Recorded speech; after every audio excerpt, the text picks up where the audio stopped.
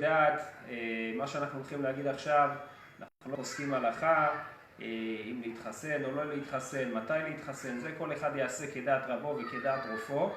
אבל מי שמחליט כבר שהוא צריך להתחסן והתייעץ עם רבותיו ועם הרופא שלו, אז חשוב, ראה מעשה ונזכר הלכה, הלכה, מצווה שהזמן גרמה, יש הלכה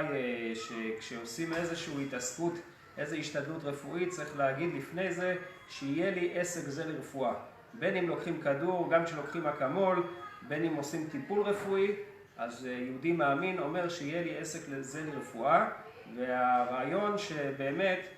כל הדברים שאנחנו עושים זה רק השתדלות, זה רק כלי לברכתו של הקדוש ברוך הוא, והרופא כל בשר הוא מפליא לעשות, רופא חולה עמו ישראל, הוא זה ששולח את הברכה. אז כל מי שהולך להתחסן יגיד לפני שיהיה לי עסק זה לרפואה. ובעזרת השם על ידי זה נזכה לרפואה שלמה ולגאולה שלמה תכף ומיד ממש.